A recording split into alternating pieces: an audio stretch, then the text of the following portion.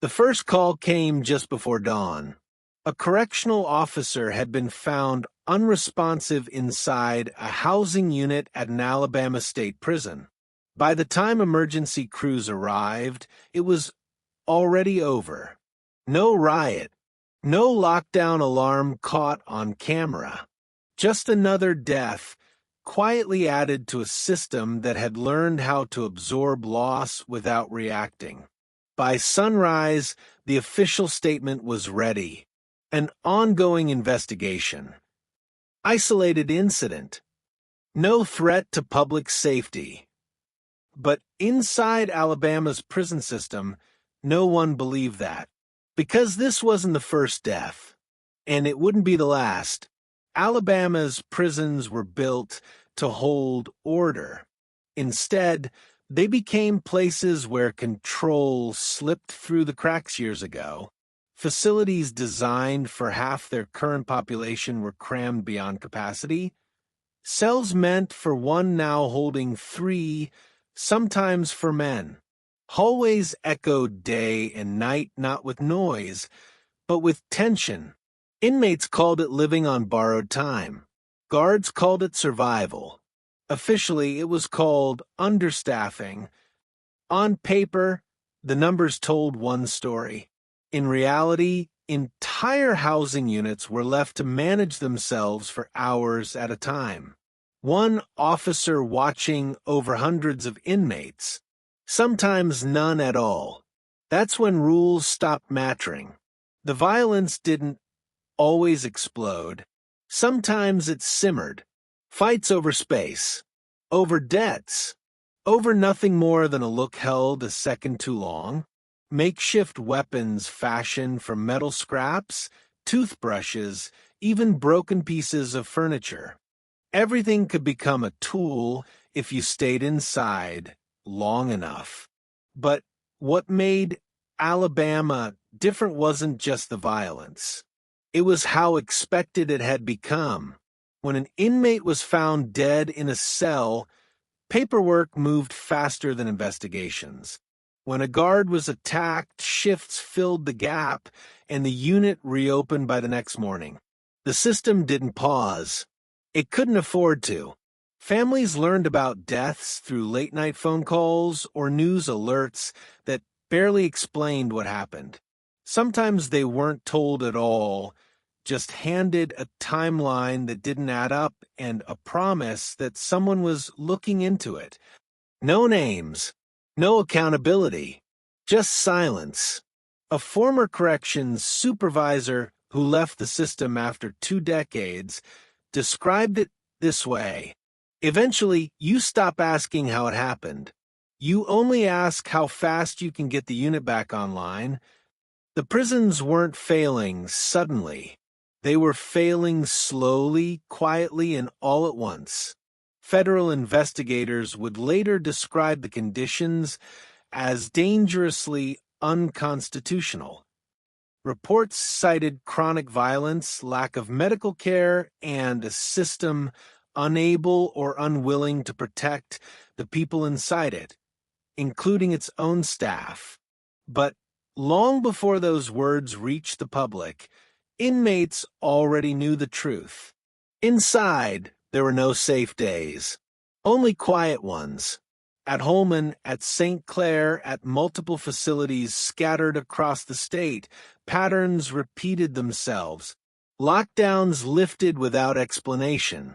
Contraband flowed freely. Gangs enforced their own rules where official ones stopped reaching. And somewhere between the overcrowded cells and the locked doors, a new understanding took hold. If something happened to you in here, there was no guarantee anyone would come in time, or at all.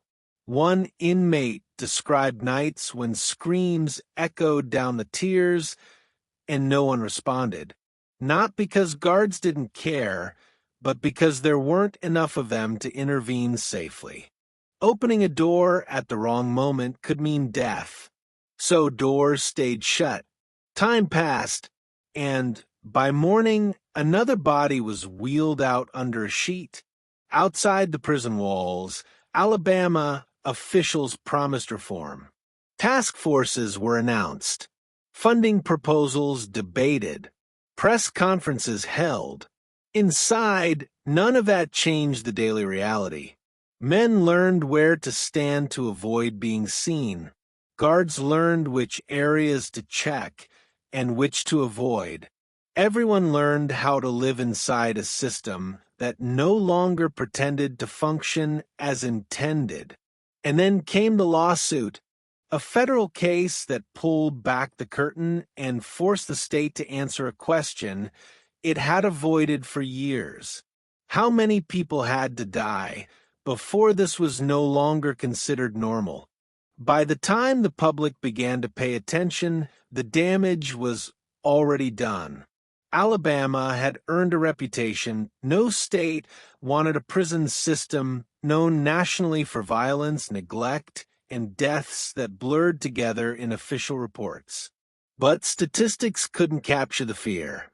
They couldn't show what it felt like to wake up every morning knowing survival depended less on your sentence and more on the mood of the unit that day. And they couldn't explain why, despite the scrutiny, the deaths continued. Because to understand that, you had to look deeper, not just at the prisons, but at the system that allowed them to become this way. By the time the federal lawsuit reached court, Alabama's prison system was no longer hiding its wounds. They were documented. Page after page of testimony described the same reality from different angles: guards, inmates, medical staff, outside investigators, all pointing to a system stretched so thin it had lost the ability to protect anyone inside it. What shocked people wasn't just the violence. It was how predictable it had become. Inside the prisons, survival followed an unspoken hierarchy, not based on sentences or rehabilitation programs, but on power. Gangs filled the vacuum left by understaffing, controlling housing units, distributing contraband, enforcing debts, and deciding who was safe and who wasn't. Guards knew it. Administrators knew it. Everyone knew it. But intervention required resources the system didn't have or wouldn't commit.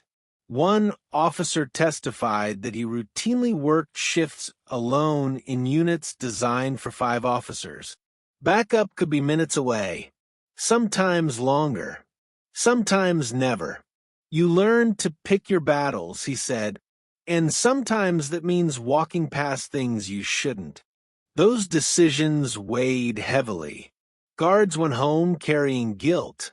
Inmates went to sleep carrying fear. And the system continued forward unchanged. Medical care was no refuge. Inmates with chronic illnesses waited weeks, sometimes months, for treatment. Mental health care barely existed in facilities where isolation and stress dominated daily life. Suicide attempts rose. Overdoses followed. In some cases, men died in their cells after begging for help that never arrived.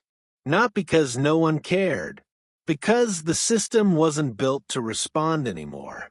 Public attention surged after federal investigators released their findings. Headlines called Alabama's Prisons a Constitutional Failure. Politicians promised sweeping reform. New funding packages were announced. Plans were drawn up for modern facilities, increased staffing, better oversight. But change moved slowly, and inside the prisons, slow change felt like no change at all. Deaths continued. So did violence. So did silence. Families of inmates formed support groups, sharing stories that sounded disturbingly alike. Loved ones transferred without explanation. Calls that stopped suddenly. Bodies returned with vague official explanations and no clear answers. Each family thought their case was unique, until they realized it wasn't. The most unsettling truth wasn't that the system was broken. It was that everyone had adapted to it being broken. Violence was no longer shocking. Deaths were no longer emergencies.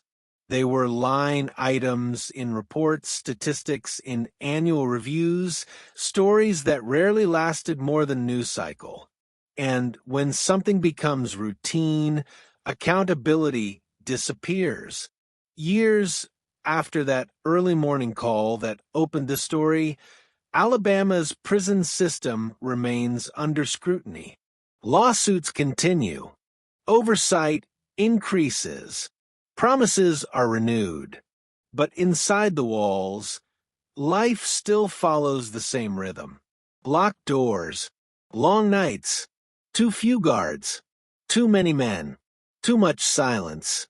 Because systems don't collapse all at once. They erode, slowly, quietly, until the damage feels normal. And that may be the most dangerous part of all. Not the riots, not the weapons, not even the deaths, but the acceptance. Because when a prison system becomes known as deadly and nothing truly changes, that reputation isn't an accident. It's a warning. And the question that remains isn't whether Alabama's prison system can be fixed. It's how many lives will be lost before fixing it becomes unavoidable. If this story made you stop and think, remember some of the most dangerous places in the world aren't hidden. They're operating in plain sight. Subscribe for more crime stories that go beyond the headlines.